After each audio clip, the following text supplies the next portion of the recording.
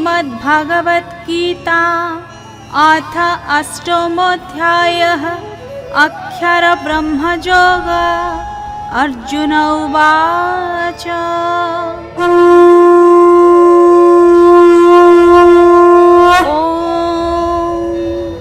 किं तत् ब्रह्म किमध्यात्मं किं कर्म पुरुषोत्तम अधिभूतं च किं प्रोक्तमधिदैवं किमुच्यते। अर्जुन कहिले, हे पुरुषोत्तम, सेही ब्रह्म कौन, अध्यात्म कौन, कर्म कौन एवं अधिभूत काहाकु कुहा जाइछि, अधिदैव काहाकु कहन्ति। ओम अधिजज्ञः कथं को अत्र देहे अस्मिन् मधुसूदन प्रयाणकाले च कथं ज्ञेयो असि नियतात्मभिः। हे मधुसूदन, एठारे अधिजज्ञ किए एवं से एही शरीररे किपरि अछन्ति तथा युक्तचित पुरुषंक द्वारा मरण कालरे आपण किपरि जानि हुअन्ति।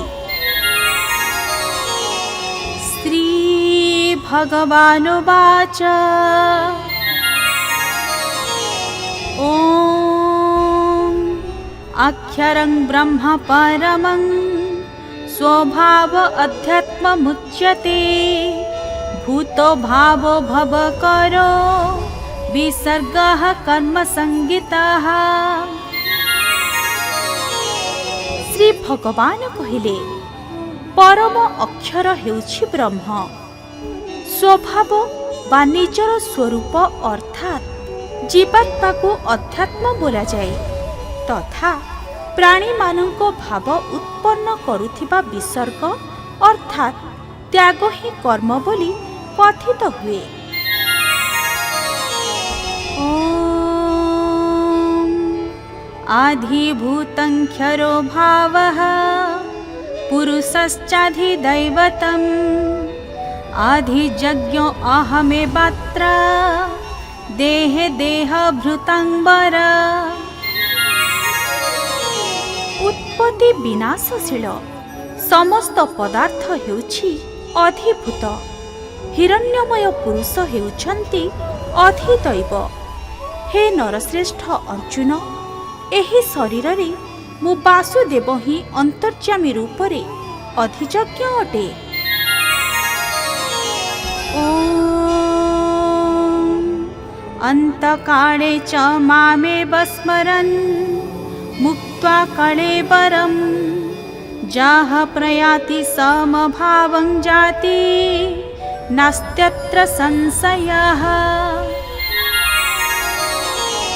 जेउ मनुष्य अंततः अंतकालरे हेले भी मोते ही स्मरण करी करी देहत्याग करती से मोर साक्षात स्वरूप पाई जाती, एथिरे तिळे मात्र संदेह नाही।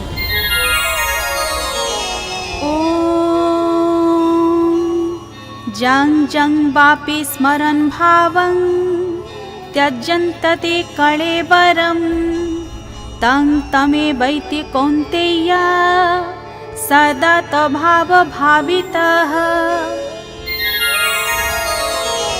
हे कुंतीपुत्र अर्जुन, एही मनुष्य अंतकालरे जेउ जेउ भाव स्मरण करी करी शरीर त्याग करे से ताहा ही प्राप्त हुए, कारण से सबु बेले से ही भावरे भावित होई रही थाए। ओम तस्माच्छर्वेषु कालेषु मामनुस्मर युध्य च मयर्पितो मनोर्बुद्धि मार्मे वैश्यस्य संशयम्। अतएव हे अर्जुन, तुमे सबु समय रे निरंतर मते स्मरण कर और युद्ध मध्य कर। मते अर्पण करा जाइथिबा मनोबुद्धि रे एहिपरि युक्त होई गले तुमे निसंदेह मते ही प्राप्त हेब। ओम अभ्यास योग युक्तेन चेतसा नान्यगामिना परमं पुरुषं दिव्यं जाति पार्थानुचिन्तयन्। हे पार्थ, परमेश्वरଙ୍କ ଧ୍ୟାନର ଅଭ୍ୟାସ ରୂପକ ଯୋଗରେ ଯୁକ୍ତ ହୋଇ ଅନ୍ୟ ଆଡ଼େ ଯାଉନଥିବା ଚିତ୍ତ ଦ୍ୱାରା ନିରନ୍ତର ଚିନ୍ତନ କରୁଥିବା ମନୁଷ୍ୟ ପରମ ପ୍ରକାଶ ସ୍ୱରୂପ ଦିବ୍ୟ ପୁରୁଷଙ୍କୁ ଅର୍ଥାତ୍ ପରମେଶ୍ୱରଙ୍କୁ ହିଁ ପ୍ରାପ୍ତ ହୁଅନ୍ତି। ଓମ୍ କବିଂ ପୁରାଣମନୁଶାସିତାର मणोरणीयं समनुस्मरेच्चः सर्वस्य धातारमचिन्त्य रूपा मादित्यवर्णं तमसः परस्तात्।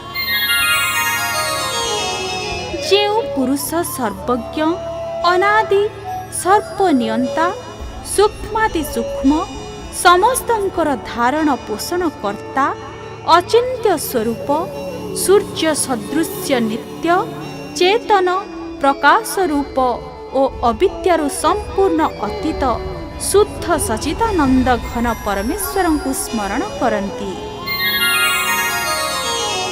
ଓମ୍ ପ୍ରୟାଣ କାଳେ ମନସାଚଳେନ ଭକ୍ତ୍ୟା ଯୁକ୍ତ ଯୋଗ ବଳେନ ଚୈବ भ्रुवर्मध्यो प्राणमावेश्य सम्यक् सतं परं पुरुषमुपैति दिव्यम्।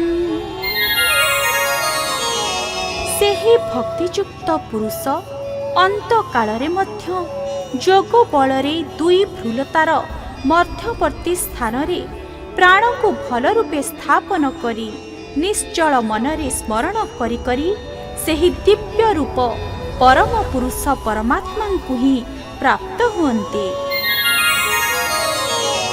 ଓମ୍ ଯତ୍କ୍ଷରଂ ବେଦ ବିଦୋ ବଦନ୍ତି ପିସନ୍ତି ଯତ ଯତୟୋ ବିତରାଗାଃ ଯଦିଚ୍ଛନ୍तो ବ୍ରହ୍ମଚର୍ଯ୍ୟଂ ଚରନ୍ତି ତତେ ପଦଂ ସଂଗ୍रहेण ପ୍ରବକ୍ଷେ।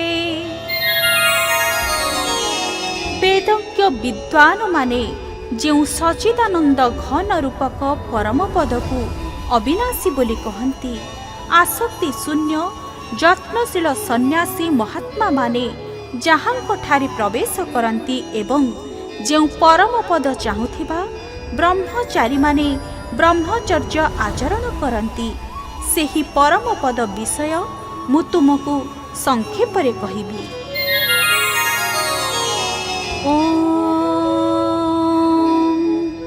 सर्वद्वाराणि संयम्य मनोहृदि निरुध्य च मूर्ध्याध्यायात्मनः प्राण मास्थित योगधारणम् ओमित्यकाक्षरं ब्रह्म व्याहरन् मा मनुस्मरन् जह प्रयाति त्यज्य देहं स जाति परमां गतिम्। सकल इंद्रियर द्वार रुद्ध करी तथा मन को हृदय स्थिर करी पुणी सेही विजित मन द्वारा प्राण को मस्तक स्थापन करी परमात्मा संबंधी जोग धारणा स्थित होई ଯେଉଁ पुरुष ओं एही एकाक्षर रूपक ब्रह्म को उच्चारण करी करी एवं ताहार अर्थ स्वरूप मोते अर्थात निर्गुण ब्रह्म को चिंतन करी करी शरीर त्याग करती सेही पुरुष परम गति प्राप्त हुअन्ति।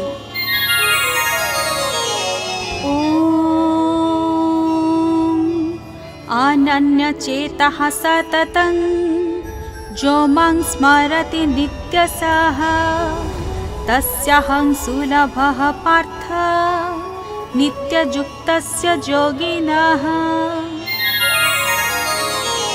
हे अर्जुन, जेउ पुरुष मोठारे अनन्य चित होई सदा सर्वदा निरंतर मोते अर्थात पुरुषोत्तमंकु स्मरण करती मोठारे नित्य निरंतर युक्त होइथिबा ସେହି ଯୋଗୀଙ୍କ ପାଇଁ ମୁଁ ସୁଲଭ ଅର୍ଥାତ୍ ମୁଁ ତାଙ୍କୁ ସହଜରେ ପ୍ରାପ୍ତ ହୋଇଥାଏ।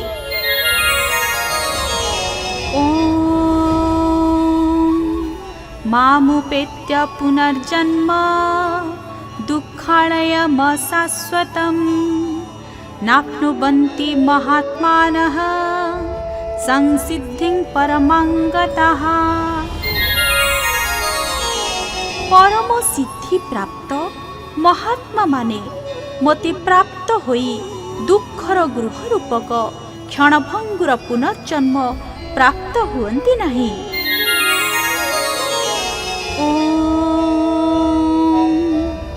ଆବ୍ରହ୍ମ ଭୁବନା ଲୋକାଃ ପୁନରାବର୍ତ୍ତିନୋ ଅର୍ଜୁନ ମାମୁପେତ୍ୟ ତୁ କୌନ୍ତେୟ ପୁନର୍ଜନ୍ମ ନ ବିଦ୍ୟତେ। ହେ ଅର୍ଜୁନ, ବ୍ରହ୍ମଲୋକ ପର୍ଯ୍ୟନ୍ତ ସମସ୍ତ ଲୋକ ପୁନରାବର୍ତ୍ତୀ, କିନ୍ତୁ ହେ କୁନ୍ତୀପୁତ୍ର, ମୋତେ ପ୍ରାପ୍ତ ହେଲେ ପୁନର୍ଜନ୍ମ ହୁଏ ନାହିଁ, କାରଣ ମୁଁ କାଳାତୀତ ଏବଂ ସେସବୁ ବ୍ରହ୍ମାଦି ଲୋକ କାଳ ଦ୍ୱାରା ସୀମିତ ହୋଇଥିବାରୁ ଅନିତ୍ୟ।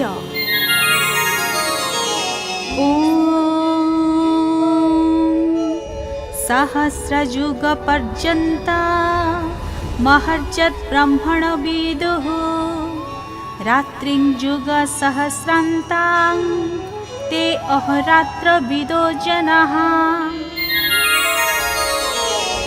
ब्रह्मांकर गोटे दिन 1,000 चतुर्युगी अवधि विशिष्ट एवं गोटे रात्रि मध्य 1,000 चतुर्युगी अवधि विशिष्ट बोली जेउ पुरुष माने तत्वतः जानती सेही जोगी जन माने कालर तत्व जानती।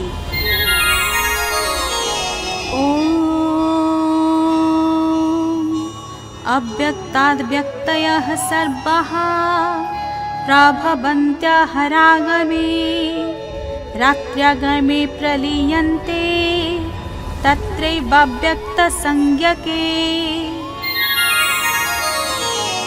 सकल चराचर जीवगण ब्रह्मांक दिवस आरंभरे अव्यक्तरु अर्थात ब्रह्मांक सूक्ष्म शरीररु उत्पन्न हुअन्ति एवं ब्रह्मांक रात्रि आरंभरे ब्रह्मांकर अव्यक्त नामक सेही सूक्ष्म शरीर ही लीन हो जाती।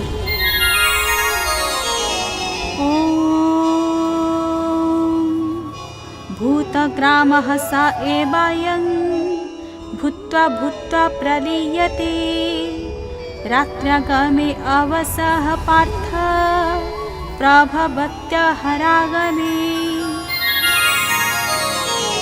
हे पार्थ, सेही भूत समुदाय ही बारंबार उत्पन्न होई प्रकृतिर परवश हेबारु रात्रिर प्रवेश कालरे लीन हुअन्ति एवं दिवसर प्रवेश कालरे पुनर्बार उत्पन्न हुअन्ति।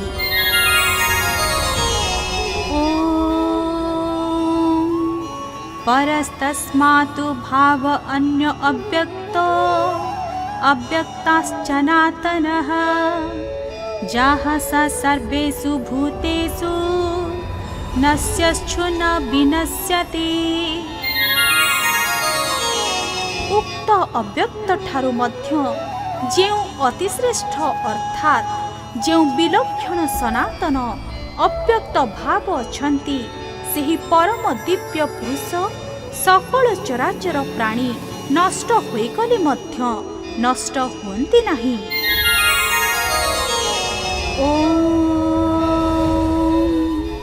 अव्यक्त अक्षर इत्युक्ता स्तामाहु परमां गतिं जं प्राप्य न निवर्तन्ते तत्धाम परमं मम।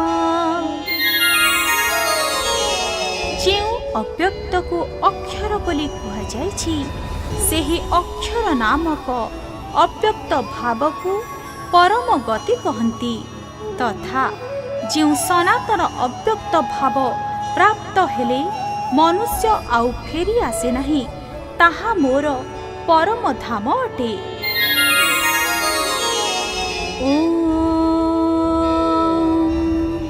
पुरुषः स परः पार्थ भक्त्या लभ्यस्त्वनन्यया यस्यान्तः स्थानि भूतानि येन सर्वमिदं ततम्।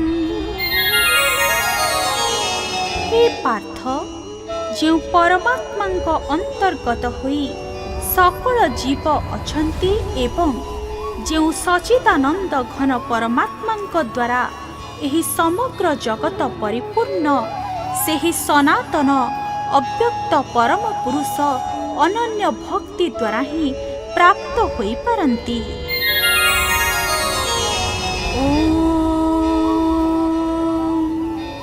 यत्र काले त्वनावृत्तिमावृत्तिं चैव योगिनः प्रयाता जानति तं कालं वक्ष्यामि भरतश्रभ। हे अर्जुन, जेउ कालरे गले शरीर छाड़ी जाउथिबा जोगी माने अणलेउटा गति प्राप्त हुअन्ति, जेउ कालरे शरीर छाड़ी जाउथिबा जोगी माने लेउटी आसीबा गति ही प्राप्त हुअन्ति, मु सेही दुई कालर अर्थात दुई मार्गर कथा कहिबी।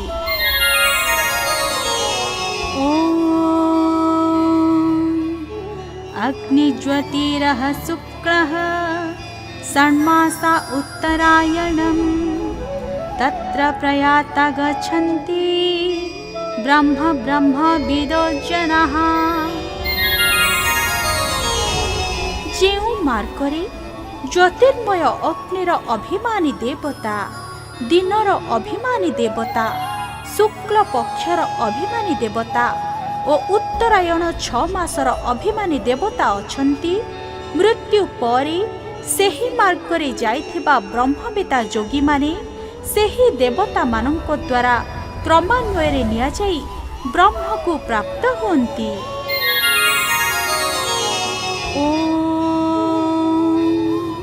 धूमो रात्रिस्तथा कृष्णः षण्मासा दक्षिणायनं तत्र चन्द्रमसं ज्योतिर्योगी प्राप्य निवर्तते। जेउ मार्गरे धूमाभिमानी देवता, रात्रि अभिमानी देवता, कृष्ण पक्षर अभिमानी देवता एवं दक्षिणायन 6 मासर दक्षिणायनर अभिमानी देवता अछंती, मृत्यु परे सेही मार्गरे जाइथिबा सकाम कर्मी जोगी उपरोक्त देवता मानक द्वारा क्रमशः ऊर्ध्व लोक को नियाजाई चंद्रमांक ज्योति प्राप्त होई स्वर्गरे निज शुभ कर्मर फल भोग करि सारी फेरी आसंती।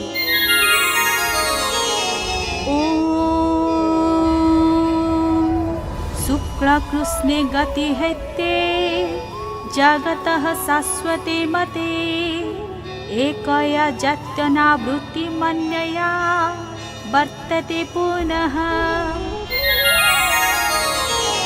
कारण जगतरे शुक्ल और कृष्ण एही दुई मार्ग को अर्थात देवजान और पितृजान मार्ग को सनातन बोली ग्रहण करा जाए। ए दुईटी मध्यरु गोटे को धरी गमन कले आउ प्रत्यावर्तन करिबाकु पड़े नाही, परम गति मिले एवं अन्यटी धरी गमन कले पुणी फेरी आसिबाकु हुए अर्थात जन्म मृत्यु प्राप्त हुए।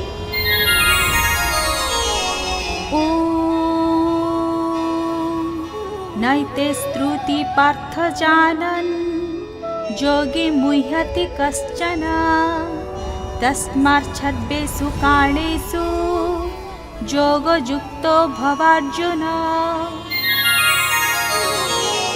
हे पार्थ, एपरि भावरे एही दुई मार्ग को तत्वतः जानिगले कौनसी योगी आउ मोहग्रस्त हुअन्ति नाही।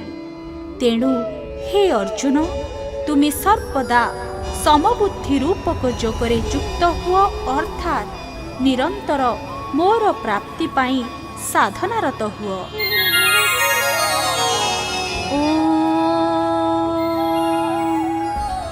वेदेषु यज्ञेषु तपःसु चैव दानेषु यत्पुण्यफलं प्रदिष्टम् अत्येति तत्सर्वमिदं विदित्वा योगी परं स्थानमुपैति चाद्यम्। योगी पुरुष एही रहस्य तत्त्वतः जानी जाई वेद पाठ तथा यज्ञ तप और दानादि कर्म मानंकरू जो पुण्य फल मिले बोली कहा जाइछि से सबु निसंदेह अतिक्रम करि जानती और सनातन परम पद प्राप्त हुअन्ति। ओम तत्सदिति श्रीमद्भगवद्गीतासु उपनिषत्सु ब्रह्म विद्यायां योगशास्त्रे श्रीकृष्णार्जुन संवादे अक्षर ब्रह्म योग नाम अष्टमोऽध्यायः। ओम शान्तिः शान्तिः शान्तिः।